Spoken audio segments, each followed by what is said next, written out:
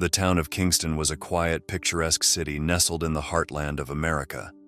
Its tree-lined streets and charming small-town atmosphere made it the kind of place where people knew their neighbors, and the local police force was an integral part of maintaining the peaceful way of life. But beneath the surface, trouble was brewing, an issue that would soon shake the entire police department and leave the town reeling. It all started with an anonymous message sent to the office of Mayor Charles Drayton. The note, unsigned and typed, was stark and disturbing. The whistleblower claimed that within the Kingston Police Department, a female officer had been engaging in inappropriate relationships with multiple fellow officers, sometimes even while on duty. The mayor was accustomed to hearing complaints, but this one had a sense of urgency that couldn't be ignored. The woman in question was Officer Megan Parks, a young and ambitious recruit who had joined the police force just a year earlier. Megan had always wanted to be a cop, and from a young age she dreamed of donning the uniform and serving her community. She went through the rigorous training at the police academy, determined to prove that she could handle the challenges of the job. For Megan, being a police officer wasn't just a career, it was a calling. But according to the whistleblower's allegations, Megan's journey into the force was anything but straightforward. Before she even officially became an officer, Megan had developed a relationship with one of her superiors, Sergeant Ty Thompson. He was experienced and well-respected within the department, and he took a liking to the eager young recruit. Their relationship quickly escalated into something more intimate, and they were rumored to have had at least 2 encounters behind closed doors. Ty found Megan attractive and straightforward in her ambitions, and he made it clear to her that if she ever wanted to continue their relationship, he would be willing. But Megan had other plans. Once she officially graduated from the academy and became a full-fledged officer, she turned her attention elsewhere. Her new role came with new opportunities, and she soon caught the eye of another man in the department, her direct supervisor, Officer Greg Sims. Greg was a man who knew how to navigate the internal politics of the police force. He recognized Megan's potential and saw a way to use his position to his advantage. He offered to help her advance in her career if she agreed to a private arrangement, one that extended beyond the professional relationship they had on duty. Megan, still eager to move up the ranks and prove herself, entered into a relationship with Greg. Their involvement became more than just a fling. It stretched on for months, and during that time, things became increasingly reckless. What began as discreet meetings during their off hours soon bled into their professional lives. They started meeting while on duty, exchanging flirtatious messages and explicit photos. On a few occasions, Greg even recorded their encounters without Megan's knowledge, until one day she caught him in the act. Furious, Megan demanded that Greg delete the footage, but instead of complying, he quietly passed it around to other officers in the department, including Sergeant Ty and even the police chief himself, Chief William Hudson. The scandal was now spreading like wildfire behind the scenes, but it remained a well-guarded secret within the department, until it wasn't.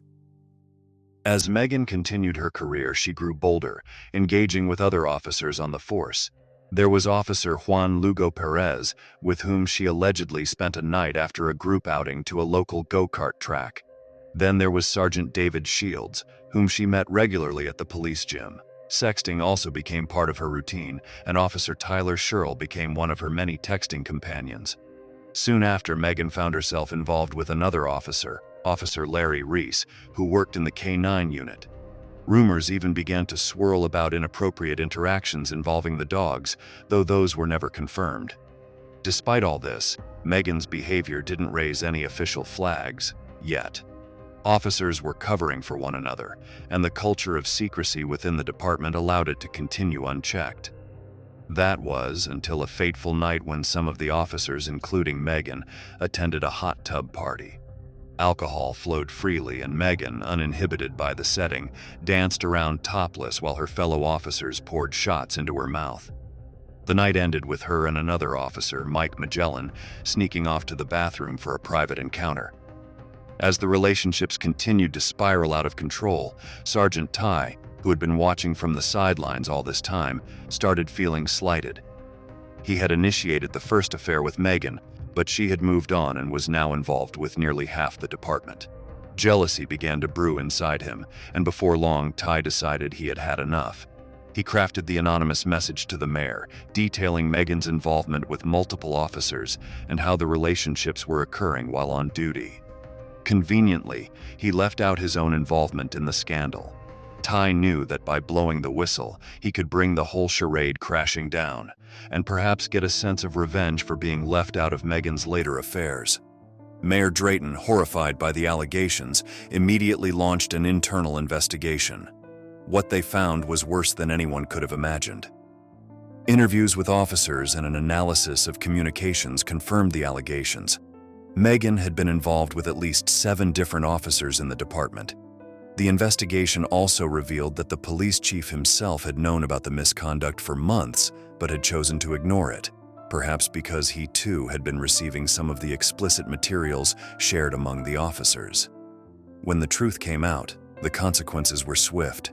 Megan was fired immediately, as were 4 other officers involved, including Sergeant Ty, Greg Sims, and even Chief Hudson. 3 other officers were suspended without pay, as the department tried to salvage what was left of its reputation. The scandal didn't stop there. News of the incident spread quickly, and within days it was all over the internet. The memes and jokes were endless. Megan became the subject of ridicule, her reputation shredded as the story went viral. The phrase "busted" took on a new meaning in the public's imagination, and the town of Kingston became the punchline of countless jokes. Megan, devastated by the fallout, wasn't willing to go down without a fight. She hired a lawyer and filed a lawsuit against the city and her 3 superior officers. Her legal team argued that Megan had been manipulated by her superiors, that she had been told sleeping with them would help her career, and that her private encounters had been filmed and shared without her consent. It wasn't just a case of bad judgment, her lawyers claimed. It was sexual harassment and exploitation. The lawsuit dragged on for a year, and while many laughed at her situation, Megan's case gained traction in the courtroom. In the end, the city's board of directors, wanting to avoid further scandal, voted to settle the lawsuit. They paid Megan $500,000 to drop the case. In the aftermath, Megan's story became a cautionary tale of the dangers of unchecked power dynamics and personal misconduct. Though her marriage had survived the storm, barely, her time in law enforcement was over. Yet for all the humiliation she had endured, she had walked away with a hefty payout, and in some strange way, she had emerged from the chaos with both her dignity and her ambition intact, ready to face whatever came next.